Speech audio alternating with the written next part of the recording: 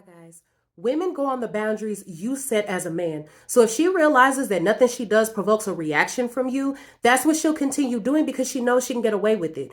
Well, most men think they're doing right by not saying anything or keeping quiet to not cause drama with her is being a good, understanding man. But what you're really doing is making her comfortable with disrespecting you.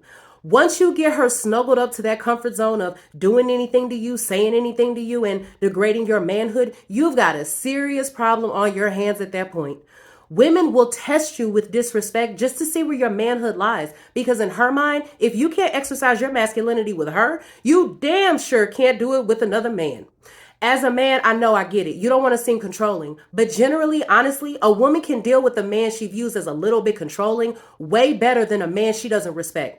When a woman disrespects you, it's because during your first encounter with her, you opened up the doors for her to think that she has the upper hand on you and she can do as she pleases. Let me tell you something about women. No matter how innocent they may appear, one of the very first things women do when they meet you is size you up. She's reading you. And if you don't work on your confidence so you set the stage before she even considers trying to disrespect you, then only disrespect will follow. Pay attention to how she acts in certain situations and how her demeanor comes across in your presence. What is her body language like?